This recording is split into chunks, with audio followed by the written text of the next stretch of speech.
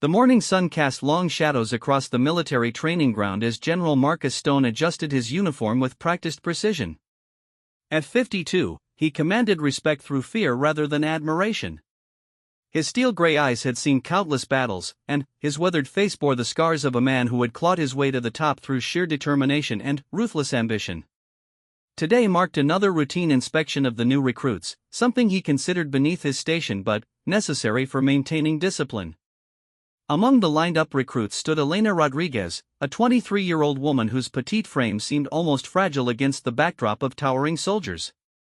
Her dark hair was pulled back in regulation style, but wisps escaped to frame her pale face.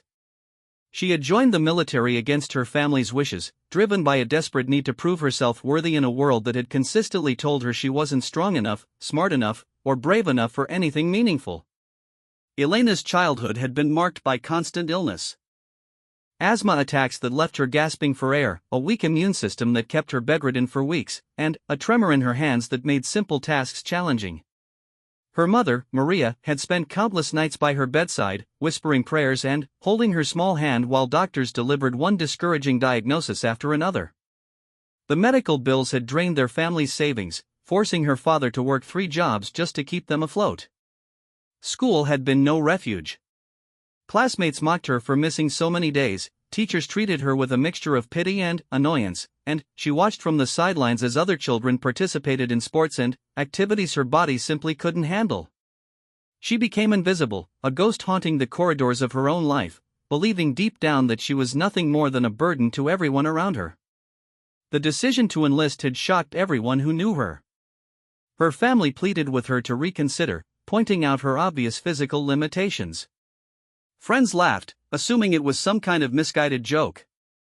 Even the recruitment officer had hesitated before processing her application, clearly doubtful that she would make it through basic training. But Elena had surprised them all by not only surviving the initial weeks but actually showing improvement in her physical condition. General Stone approached the formation with his characteristic swagger, his polished boots clicking against the concrete in a rhythmic pattern that made nervous recruits straighten their spines. He had built his reputation on breaking weak soldiers before they could contaminate his ranks with their inadequacy. In his mind, the military was no place for charity cases or inspirational stories about overcoming adversity. War was brutal, unforgiving, and required soldiers who could perform under the most extreme circumstances. His inspection began at the far end of the line, where he barked questions at trembling recruits about their equipment, their training, and their commitment to serving their country. Most answered adequately, though their voices shook with barely controlled fear. The general's teaching method was simple and effective: humiliate the weak publicly, and the strong would learn to avoid similar mistakes. When he reached Elena, something about her immediately irritated him. Perhaps it was her size, so obviously unsuited for military life, or maybe it was the way she held herself with quiet dignity despite her obvious nervousness. She reminded him of everything he despised about the modern military's lowered standards and political correctness. "Name and purpose, recruit," he commanded, his voice carrying across the silent training ground. "Elena Rodriguez, sir. I'm here to serve my country and become the best soldier I can be," she replied, her voice soft but steady. The slight tremor in her hands was barely visible, but the general's trained eye caught it immediately. A cruel smile played at the corners of his mouth. Here was an opportunity to make an example that would resonate throughout the entire unit. "Rodriguez, you look like a strong wind could blow you over. What makes you think you belong here with real soldiers?" Elena's jaw tightened slightly, but she maintained her composure. "Sir, I may not look like much, but I've worked harder than anyone else here to earn my place. I won't let you or anyone else down." The general laughed, a harsh sound that made several nearby recruits flinch. "Worked harder? You mean survived longer than expected? This isn't a charity, Rodriguez. This is the military. We don't have time to babysit weaklings who think good intentions make up for physical limitations." The words hit Elena like physical blows, but she had heard variations of them her entire life. What hurt more was seeing the other recruits watching with a mixture of pity and relief that they weren't the target of the general's attention. She had hoped the military might be different, a place where determination and heart mattered more than appearances. "Sir, with respect, you don't know anything about me or what I'm capable of," Elena said quietly, her voice gaining strength despite the fear coursing through her veins. The general's eyes flashed with anger. Nobody, especially not some weak little girl playing soldier, spoke to him with anything approaching defiance. In his world, respect was absolute, and challenges to his authority were met with swift and decisive punishment. "Is that so?" he said, stepping closer until he towered over her small frame. "You think you know better than a decorated general with 25 years of service? You think your feelings matter more than the safety of the soldiers who might depend on you in combat?" Elena's breathing became slightly labored, not from fear but from the familiar tightness in her chest that signaled an approaching asthma attack. The stress of the confrontation, combined with the morning's physical training, was taking its toll on her compromised respiratory system. She reached slowly for the inhaler in her pocket, a movement the general interpreted as weakness rather than medical necessity. "What are you reaching for, Rodriguez? A tissue to cry into? A note from mommy explaining why you can't handle real training?" His voice dripped with contempt, and several recruits shifted uncomfortably, sensing that the situation was escalating beyond normal disciplinary measures. Elena's hand trembled slightly more as she pulled out her inhaler, the small device representing everything she hated about her own limitations. She had hoped to hide her medical needs, to prove she could be a soldier despite her asthma. Now her weakness was on full display for everyone to see. "It's medication, sir. I have asthma, and I need this to breathe properly," she explained, her voice barely above a whisper. The general's face twisted with disgust. In his mind, this was the perfect example of everything wrong with modern military recruitment. Here was a woman who couldn't even breathe properly without assistance, taking up space that could have gone to a capable soldier. His anger reached a boiling point as he imagined her failing in combat, potentially getting real soldiers killed because of her inadequacy. Without warning or consideration for the consequences, General Stone's hand shot out and struck Elena across the face with enough force to send her stumbling backward. The sound of the impact echoed across the silent training ground like a gunshot, freezing everyone in place with shock and disbelief. Elena fell hard, her inhaler skittering across the concrete as she hit the ground. The metallic taste of blood filled her mouth, and stars exploded across her vision from the unexpected blow. But, worse than the physical pain was the crushing humiliation of being struck down in front of her fellow soldiers, confirming every doubt she had ever harbored about her own worth. For a moment, complete silence reigned over the training ground. Even General Stone seemed momentarily surprised by his own actions, though he quickly masked any hint of regret with renewed anger. He had crossed a line that shouldn't be crossed, striking a subordinate in a fit of rage rather than following proper disciplinary procedures. As Elena struggled to her hands and knees, gasping for air without her inhaler, the general felt a flash of uncertainty. But his pride wouldn't allow him to show weakness by helping her or acknowledging that he had acted inappropriately. Instead, he stood over her fallen form, his shadow blocking out the morning sun. "This is exactly what I'm talking about," he announced to the assembled recruits, his voice carrying forced authority. "One little tap and she's down. What happens when the enemy shoots at her? What happens when she needs to carry a wounded soldier to safety? This is why we have standards, people. This is why not everyone belongs in uniform."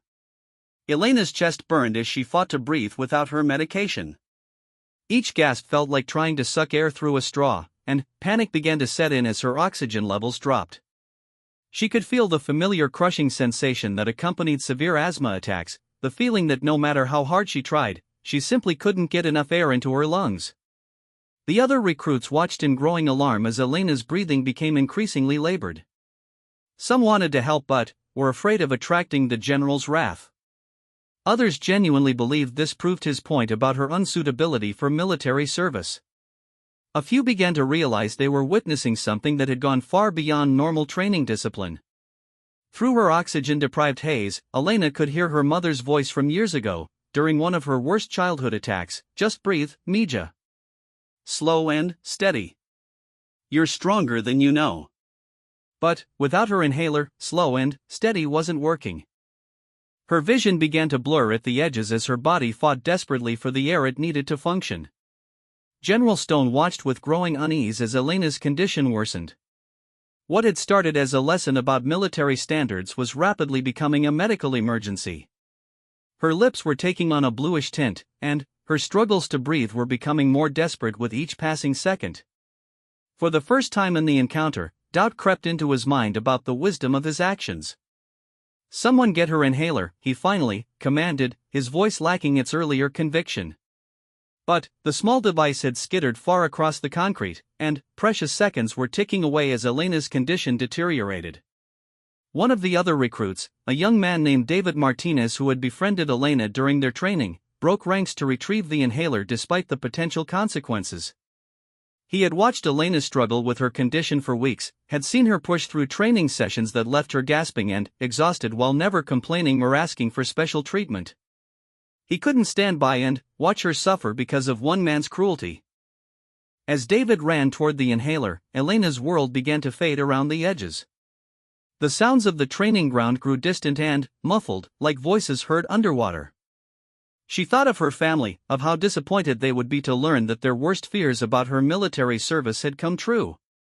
She thought of all the people who had told her she wasn't strong enough, smart enough, or brave enough, and wondered if they had been right all along. But, somewhere in the depths of her fading consciousness, a small spark of defiance remained. She had not come this far, had not endured years of illness and mockery and doubt, just to give up because one powerful man decided she didn't belong.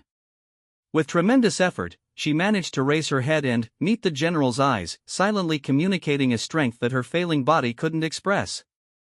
In that moment, something shifted in the dynamic between them. The general saw something in her gaze that made him deeply uncomfortable, not weakness or defeat, but an unbreakable core of determination that no amount of physical frailty could diminish. For the first time in years, he questioned whether strength was only measured in physical terms. David reached Elena's inhaler and sprinted back across the training ground, his own heart pounding as he watched her condition worsen with each passing second. The general made no move to stop him, seeming frozen in place as the reality of the situation began to sink in.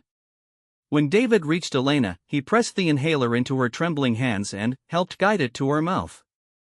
Elena triggered the device with desperate urgency, feeling the life-saving medication flow into her constricted airways.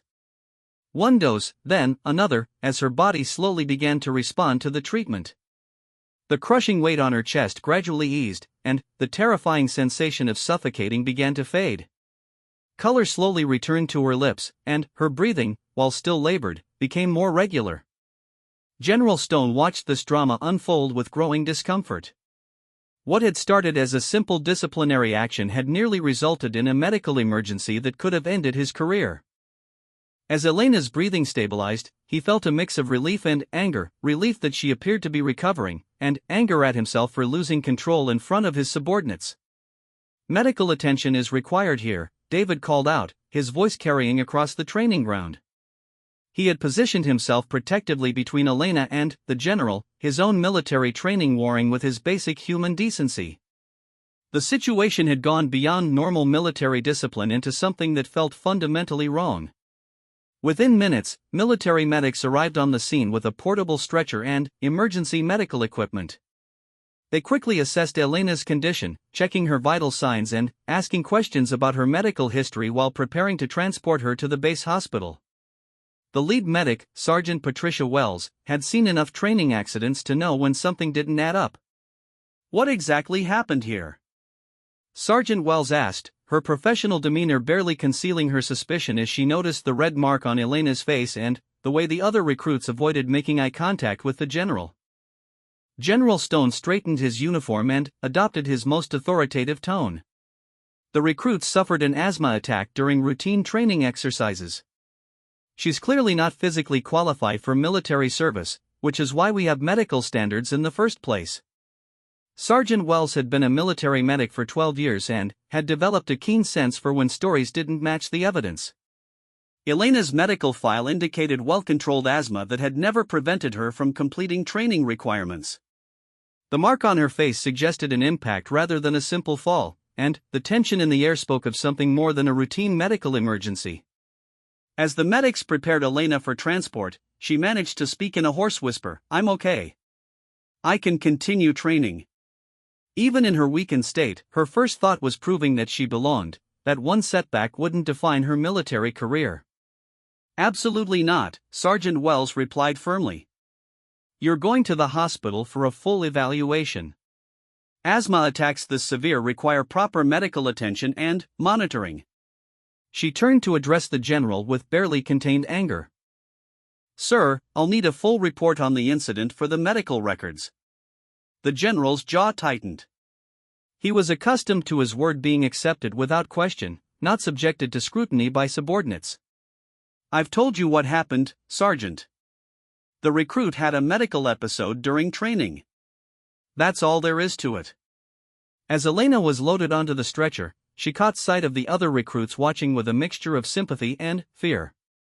Many of them had struggled with their own doubts about belonging in the military, and seeing someone struck down so brutally for their perceived weaknesses sent a chilling message about what happened to those who didn't measure up to the general's impossible standards.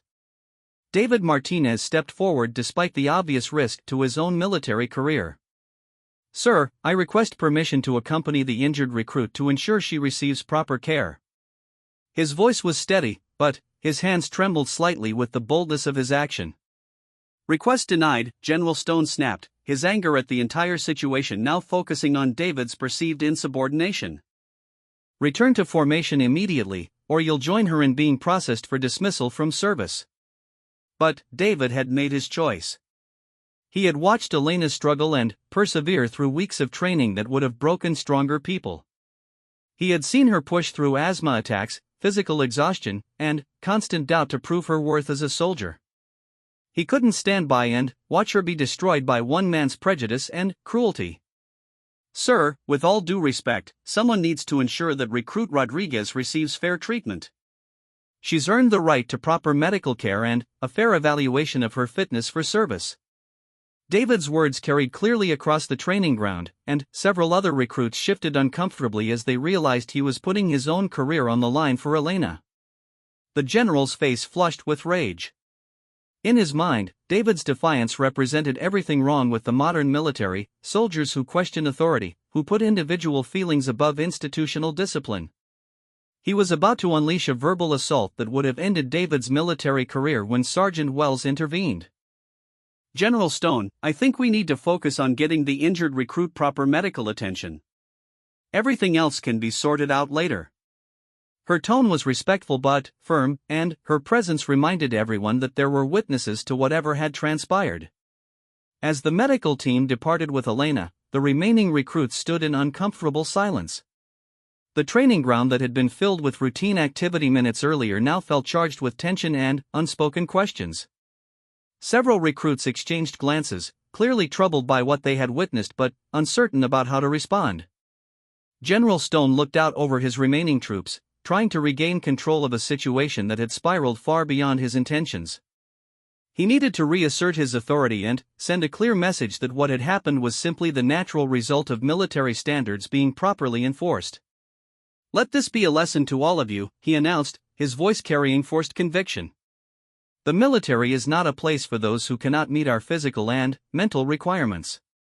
Recruit Rodriguez's medical episode demonstrates exactly why we have fitness standards. War doesn't make allowances for weakness, and neither can we. But, even as he spoke, the general could see doubt in the eyes of his subordinates. Several of the recruits had trained alongside Elena and had witnessed her determination and gradual improvement. They had seen her push through challenges that would have defeated many stronger people, and they struggled to reconcile that image with the general's portrayal of her as fundamentally unfit for service. David Martinez remained at attention, but his eyes burned with barely suppressed anger. He had enlisted in the military to serve his country and protect people who couldn't protect themselves.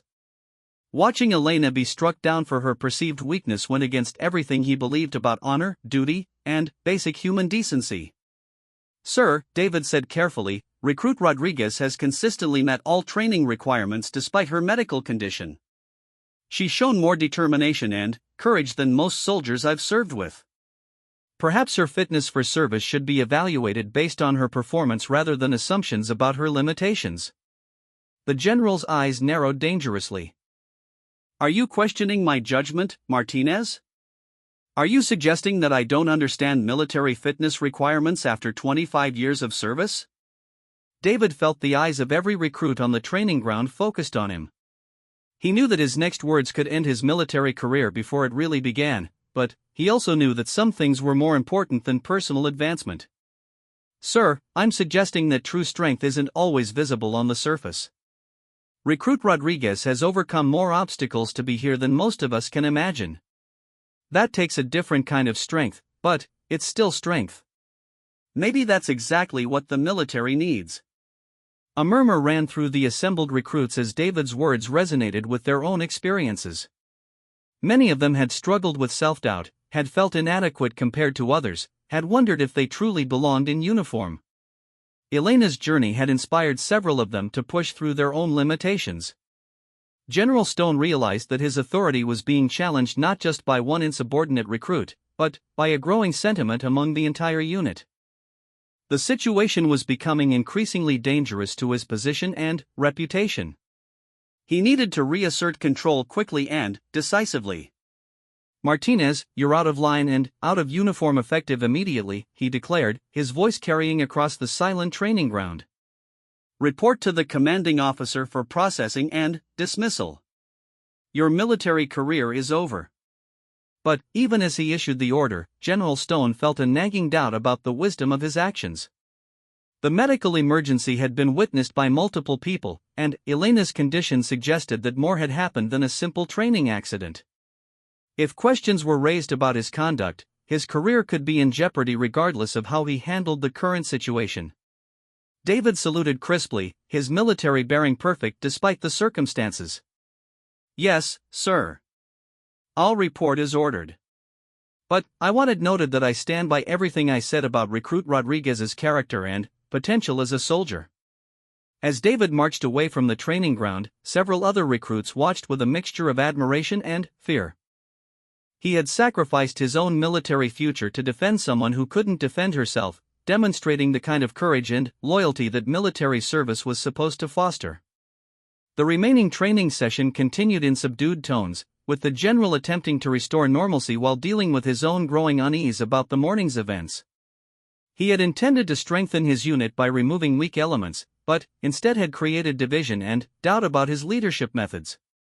Meanwhile, at the base hospital, Elena lay in a sterile room connected to monitors that tracked her vital signs and respiratory function. The doctors had stabilized her condition and were running tests to ensure that her asthma attack hadn't caused any lasting damage. Sergeant Wells sat nearby, filling out incident reports and trying to piece together exactly what had happened on the training ground. Elena, Sergeant Wells said gently, I need to ask you some questions about what happened before your medical emergency. Can you tell me everything you remember? Elena's throat was still sore from her breathing difficulties, and her voice came out as barely more than a whisper. The general was conducting an inspection. He asked about my qualifications and seemed angry about my medical condition. Things escalated quickly. Escalated how? Sergeant Wells pressed gently. The mark on your face suggests some kind of impact. Did you fall during the asthma attack? Elena hesitated, torn between her desire for justice and her fear of making things worse for herself and David. She knew that accusing a general of assault was a serious matter that could have far-reaching consequences for everyone involved. He struck me, she said finally, her voice barely audible. He was angry about my asthma, called me weak and unfit for service. When I tried to explain that I belonged here, he hit me. That's when my attack started. Sergeant Wells felt her professional composure crack slightly. She had suspected something like this based on the evidence, but hearing it confirmed filled her with anger and determination to see justice done. No soldier, regardless of rank, had the right to assault a subordinate. Elena, I want you to understand that what happened to you is wrong.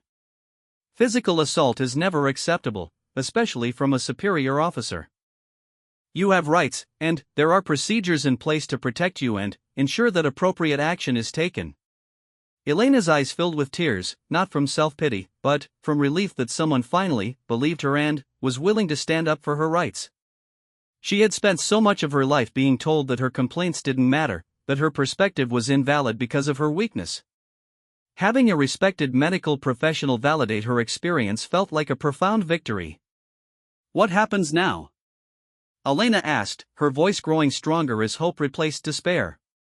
Now, Sergeant Wells replied firmly, we file a formal complaint and launch an investigation. What General Stone did was illegal and immoral. He's going to face consequences for his actions, and you're going to get the justice you deserve. The investigation into General Stone's conduct began within hours of Elena's formal complaint being filed. Colonel Sarah Matthews, the base commanding officer, had received the medical report from Sergeant Wells along with witness statements from several recruits who had observed the incident. What she read filled her with both anger and dismay, anger at the alleged abuse of power, and dismay that such conduct might have occurred under her command. Colonel Matthews had served alongside General Stone for several years and had always found him to be demanding but fair in his treatment of soldiers. However, recent reports had suggested that his methods were becoming increasingly harsh, and there had been whispered complaints about his treatment of recruits who didn't meet his exacting standards. This incident, if true, represented a serious escalation that could not be ignored. The colonel's first action was to temporarily suspend General Stone from all training duties pending a full investigation. When she delivered this news to him in her office, his reaction was swift and, predictably, defensive. "This is outrageous, Sarah," he declared, his face flushed with indignation. "I'm being persecuted for maintaining discipline and standards. That recruit suffered a medical episode during routine training. Any suggestion otherwise is a malicious attempt to destroy my reputation and career." Colonel Matthews regarded him with cool professionalism. They had served together long enough for her to recognize when he was being less than truthful, and his defensive posture only strengthened her resolve to get to the bottom of what had actually occurred. "Marcus, there are multiple witnesses who contradict your version of events. The medical evidence suggests that Elena Rodriguez was struck before her asthma attack began. This isn't about maintaining discipline, this is about a potential criminal assault on a subordinate." Her voice carried the authority of someone who had risen through the ranks by making difficult decisions based on facts rather than personal relationships. General Stone's expression shifted from defiance to calculation as he realized the seriousness of his situation. His military career, built over 2.5 decades of service, hung in the balance based on the testimony of someone he viewed as fundamentally unworthy of wearing the uniform. "Those recruits don't understand what really happened," he insisted. "They're young, inexperienced, and easily influenced by dramatic interpretations of routine military discipline. You know how important it is to maintain standards, Sarah. We can't let political correctness destroy the effectiveness of our armed forces." But Colonel Matthews had already seen enough evidence to know that this situation went far beyond normal disciplinary measures. The photograph of Elena's injuries, the witness statements describing the unprovoked strike, and the medical report detailing the severity of her asthma attack painted a clear picture of abuse rather than appropriate military discipline. "Marcus, you're suspended from duty effective immediately. You'll have the opportunity to present your defense during the formal hearing, but, until then, you're not to have any contact with the recruits involved in this incident. Is that understood?" The general's face hardened as the reality of his situation began to sink in. He had built his reputation on being tough and uncompromising, but now those same qualities were threatening to destroy everything he had worked to achieve. The idea that his career might end because of what he viewed as one weak recruit's inability to handle military life filled him with rage and disbelief. Meanwhile, Elena had been released from the hospital with strict instructions to rest and avoid strenuous activity while her respiratory system recovered from the severe asthma attack. She returned to her barracks to find an atmosphere of tension and uncertainty among her fellow recruits. Word of the investigation had spread quickly through the base, dividing opinion between those who supported her and those who feared the consequences of challenging military authority. David Martinez had been confined to quarters pending his own disciplinary hearing for insubordination. His decision to defend Elena had cost him his military career, but he felt no regret about standing up for what he believed was right. When Elena was finally able to visit him, she found him reading quietly in his small room, appearing remarkably calm for someone whose future had been destroyed by his actions. "David, I'm so sorry," Elena said, her voice thick with emotion. "You shouldn't have sacrificed your career for me." This is all my fault for not being strong enough to belong here in the first place. David looked up from his book with surprise and gentle reproach. Elena, don't you dare blame yourself for what happened. You didn't ask to be assaulted by someone who was supposed to be leading and protecting you. And I didn't sacrifice anything. I made a choice to defend someone who deserved defending. Elena sat down heavily in the room's single chair, her shoulders sagging under the weight of guilt and uncertainty. But look what it's cost you. Your military career is over because you tried to help me. Maybe the general was right. Maybe I really don't belong here. David set down his book and fixed her with an intense stare. The general was wrong about everything, Elena. I've watched you train for weeks. I've seen you push through challenges that would have broken other people. You've shown more courage and determination than anyone else in our unit, including me. Elena shook her head, unconvinced. Courage? I can barely breathe properly. I shake when I'm nervous. I'm smaller and weaker than everyone else here. How is any of that courageous? David leaned forward, his expression earnest. Because you keep showing up despite all those challenges. Because you push yourself harder than anyone else has to meet the same standards.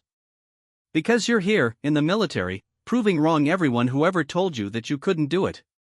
That's not weakness, Elena, that's incredible strength. Their conversation was interrupted by a knock at the door. Sergeant Wells entered, carrying a folder of documents and wearing an expression of grim determination. She had been working around the clock to build the case against General Stone, interviewing witnesses and documenting evidence of his pattern of abusive behavior. Elena, I have some updates on the investigation that you need to know about, Sergeant Wells said, settling into a chair across from them. First, David, your disciplinary hearing has been postponed pending the outcome of the assault investigation. Your actions are being viewed in the context of the general's alleged misconduct. David nodded, though his expression remained neutral. He had made peace with the consequences of his actions regardless of how the investigation concluded. More importantly, Sergeant Wells continued, we've discovered that this isn't the first time General Stone has been accused of inappropriate conduct. There have been several previous complaints that were quietly resolved or dismissed. You're not alone in this, Elena. Elena felt a mix of validation and sadness at this news. Validation that her experience was part of a pattern rather than an isolated incident, but sadness that other soldiers had suffered similar treatment without receiving justice. What does that mean for the investigation? Elena asked, her voice barely above a whisper. It means we have a strong case, Sergeant Wells replied. It also means that several other soldiers have come forward to share their experiences now that someone has been brave enough to file a formal complaint. Your willingness to speak up has given others the courage to tell their own stories. Elena felt overwhelmed by this information. She had filed the complaint because she felt she had no choice, not because she saw herself as brave or inspiring. The idea that her actions might help other soldiers receive justice added a new dimension to her understanding of what was happening. Over the following days, the investigation expanded as more witnesses came forward with their own accounts of General Stone's inappropriate behavior. Stories emerged of recruits being humiliated for minor mistakes, of medical conditions being mocked rather than accommodated, and of a culture of fear that had developed under his leadership. One particularly damaging account came from recruit Jennifer Walsh, a young woman who had been discharged from the military 6 months earlier after what was officially described as a training accident. Jennifer had kept silent about the true cause of her injuries. A violent shove from General Stone during what he claimed was a demonstration of proper defensive techniques. I was too afraid to speak up at the time, Jennifer told the investigators during her recorded statement. He was so powerful, and I was nobody. But when I heard about what happened to Elena, I knew I couldn't stay silent anymore. Maybe if I had spoken up before, she wouldn't have been hurt. The investigation also revealed that several junior officers had witnessed or heard about incidents involving the general but had been too intimidated by his position and reputation to report them through proper channels. The culture of fear he had created had effectively protected him from accountability for years. As the evidence mounted, General Stone found himself increasingly isolated. Fellow officers who had previously respected his tough approach began to distance themselves as they realized the extent of his misconduct. His decades of service, once a source of pride and protection, now seemed less important than the pattern of abuse he had perpetrated against those under his command. The psychological impact on Elena during this period was profound. She had spent her entire life believing that her physical limitations made her fundamentally inferior to others. The assault had seemed to confirm those fears, validating every cruel comment and dismissive look she had endured. But, as the investigation progressed and more people came forward to support her, she began to see herself differently. Dr. Rebecca Thompson, the base psychologist, had been working with Elena to help her process the trauma of the assault and its aftermath. During their sessions, Elena gradually began to understand that her worth as a person and as a soldier wasn't determined by her physical limitations or by one man's prejudiced assessment of her capabilities. "Elena, I want you to think about something," Dr. Thompson said during one of their sessions. "You've described yourself repeatedly as weak, but look at what you've accomplished. You've overcome serious health challenges to join the military. You've endured harassment and discrimination while maintaining your composure and dignity. You've found the courage to speak up about injustice despite knowing it might cost you your career. Does any of that sound weak to you?" Elena considered this perspective, struggling to reconcile it with the self-image she had carried for so long. "But I still need medication to breathe properly. I still shake when I'm nervous. I still can't do everything that other soldiers can do." Dr. Thompson nodded understandingly. "Having limitations doesn't make you weak, Elena. Everyone has limitations of some kind. What matters is how we respond to them. You've chosen to push beyond yours rather than let them define what you can accomplish. That's not weakness, that's extraordinary strength." As the formal hearing approached, Elena found herself surrounded by supporters she never could have imagined having. David Martinez had become more than a fellow recruit, he had become a true friend who believed in her worth when she couldn't believe in it herself. Sergeant Wells had become a fierce advocate, working tirelessly to ensure that justice would be served. Even some of the other recruits, initially afraid to take sides, had begun to speak out in support of her right to serve. The most surprising support came from Colonel Matthews herself, who had taken a personal interest in ensuring that Elena received fair treatment throughout the investigation process. During a private meeting in her office, the colonel shared her own experiences as a woman rising through the ranks in a male-dominated institution. "Elena, I know this has been incredibly difficult for you," Colonel Matthews said, her official demeanor softened by genuine compassion.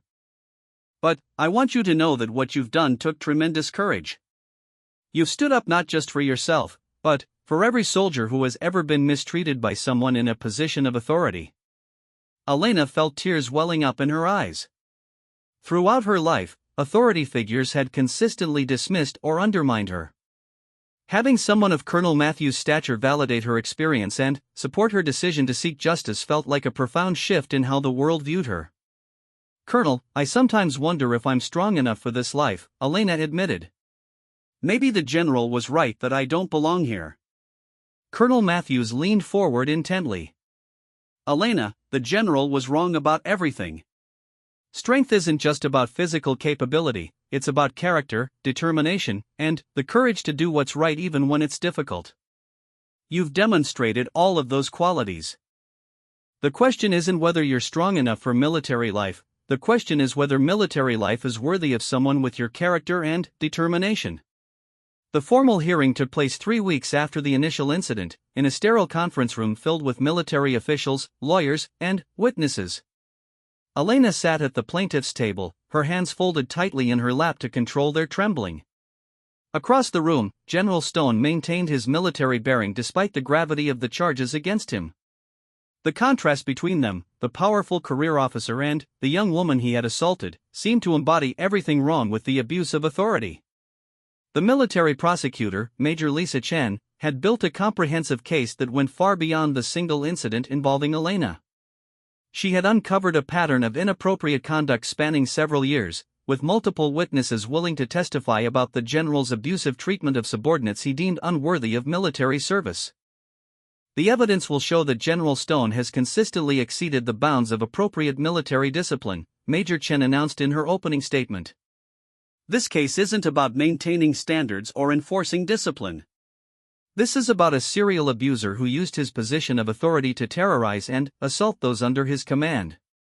General Stone's defense attorney, Colonel Robert Pierce, attempted to frame the incident as a misunderstanding blown out of proportion by overly sensitive recruits who couldn't handle the rigorous demands of military life. General Stone has served his country with distinction for 25 years, Colonel Pierce argued. His methods may seem harsh to those unfamiliar with military training, but his record speaks for itself. He has produced some of the finest soldiers in our armed forces by maintaining the high standards that keep our military effective. As the hearing progressed, witness after witness took the stand to describe their experiences under General Stone's command. The picture that emerged was of a man who had gradually evolved from a demanding but fair leader into someone who used his position to satisfy his own need for dominance and control. Jennifer Walsh testified about her own assault 6 months earlier, her voice shaking as she described how the general had shoved her to the ground during what was supposed to be a training demonstration. "I was afraid to report it because he was so powerful and I was just a recruit.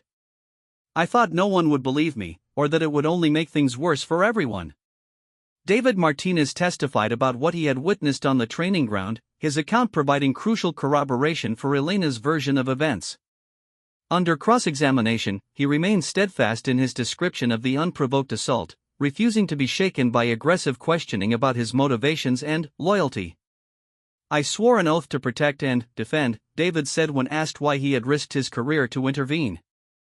"That oath doesn't have exceptions for when the threat comes from our own officers. What I saw that day was wrong, and I couldn't stand by and let it happen." Sergeant Wells provided expert medical testimony about Elena's injuries and the severity of her asthma attack. Her professional analysis left no doubt that the assault had directly triggered the life-threatening medical emergency that followed.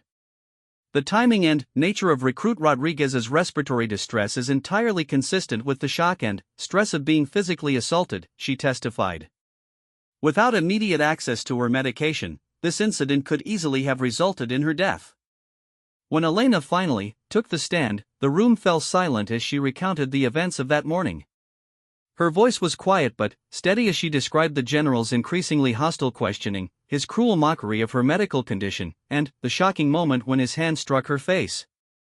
"I joined the military to prove that I could serve my country despite my limitations," Elena testified. "I never expected to be perfect, but I thought I would be judged fairly on my effort and dedication. Instead, I was assaulted for having the audacity to believe that someone like me could be a soldier." Under cross-examination, Colonel Pierce attempted to undermine Elena's credibility by questioning her motivations and her fitness for military service. His aggressive questioning style backfired as Elena's quiet dignity and obvious sincerity contrasted sharply with his confrontational approach. "Miss Rodriguez, isn't it true that you filed this complaint because you were looking for an excuse to avoid the rigorous demands of military training?" Colonel Pierce asked with barely concealed contempt. Elena looked directly at him, her voice gaining strength as she responded. "Sir, if I wanted to avoid military training, I never would have enlisted in the first place.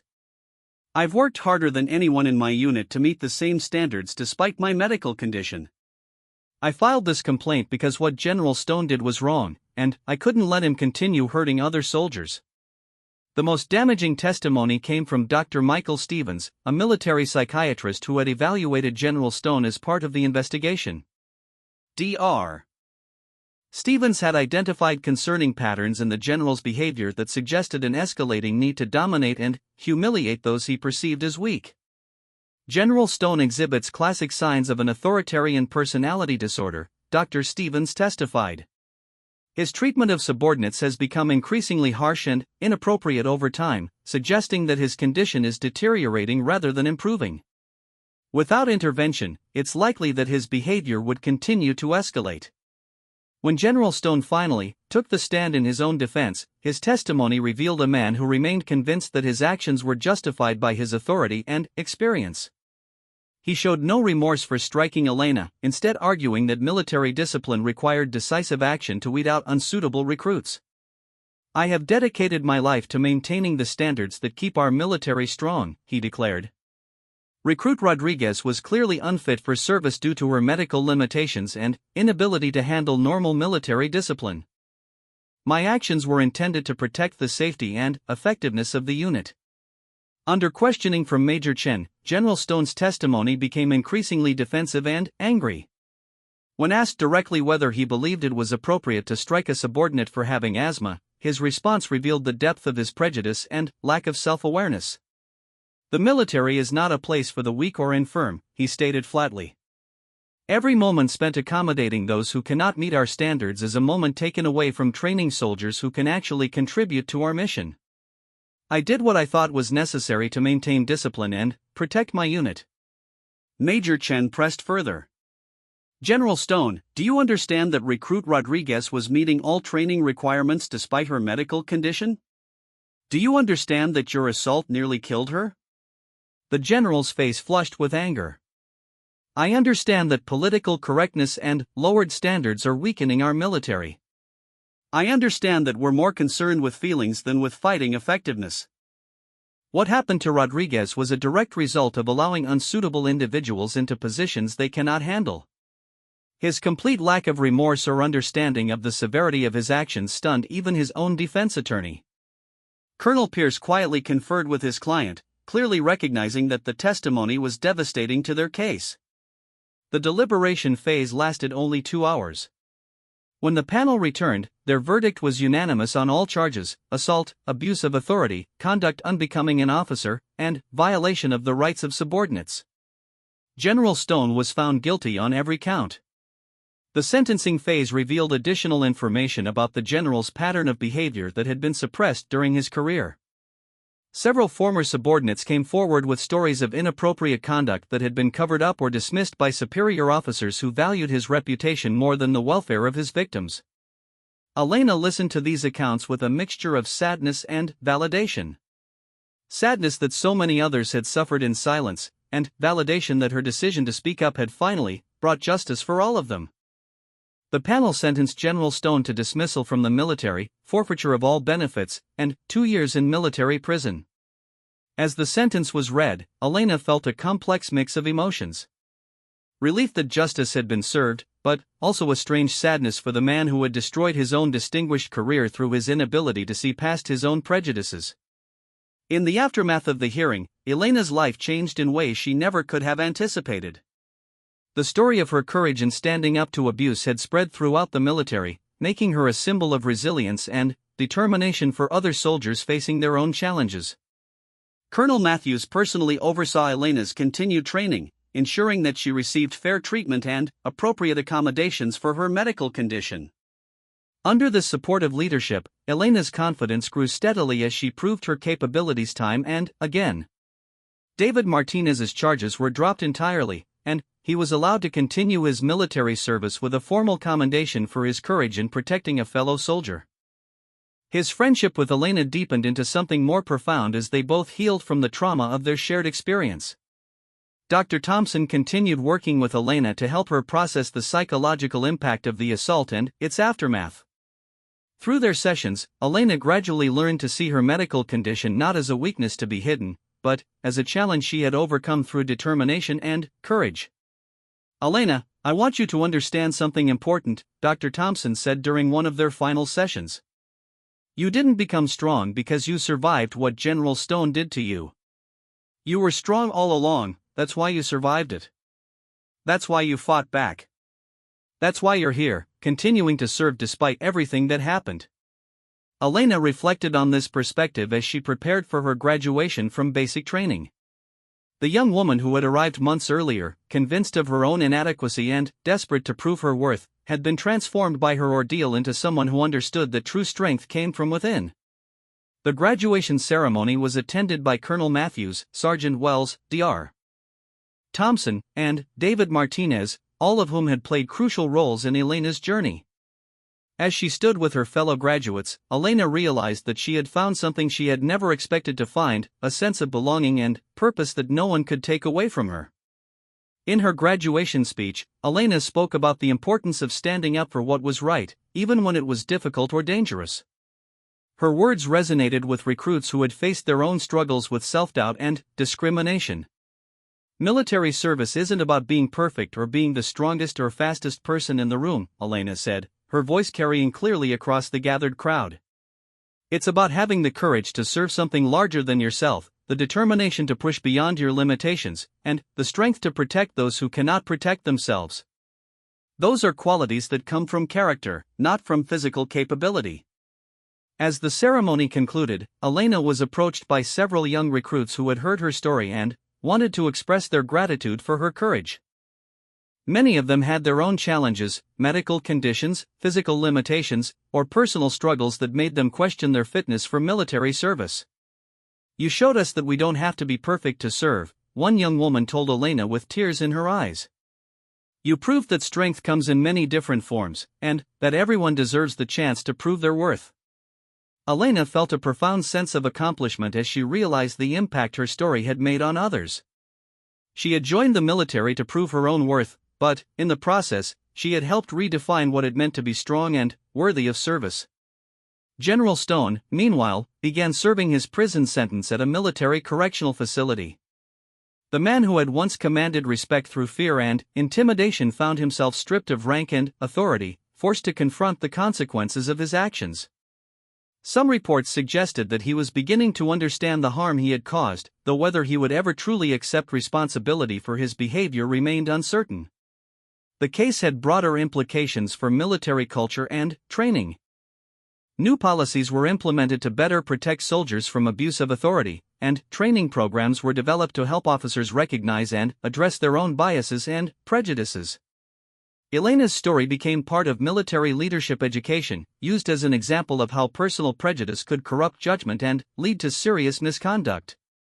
Future officers learned about the importance of fair treatment for all soldiers, regardless of their physical limitations or personal characteristics. Years later, Elena would rise through the ranks to become a respected officer herself, known for her fairness, compassion, and unwavering commitment to protecting those under her command. She never forgot the lessons learned from her confrontation with General Stone, that true leadership meant lifting others up rather than tearing them down, and that strength was measured by character rather than physical capability. David Martinez remained her closest friend and eventually became her husband, their relationship built on the foundation of mutual respect and shared values that had been forged during their most difficult moments. Together, they continued to serve their country with distinction, proving that courage and determination could overcome even the most serious obstacles. The training ground where Elena had been assaulted was eventually renamed in honor of all soldiers who had overcome adversity to serve their country. A small memorial plaque was installed with a simple inscription: "Strength comes not from physical capacity but from indomitable will." Elena would often visit that memorial during her later years of service, reflecting on how far she had come from the frightened young woman who had been struck down for her perceived weakness. She had learned that true strength wasn't about never falling down, it was about finding the courage to stand back up, no matter how many times life knocked you down. The general had struck the weak girl because he couldn't see past his own prejudices to recognize her true strength. 5 seconds later, he had unknowingly set in motion the events that would destroy his career and transform Elena into the powerful leader she was always meant to become. In trying to break what he saw as weakness, he had only revealed the unbreakable strength that lay beneath the surface, waiting for its moment to shine.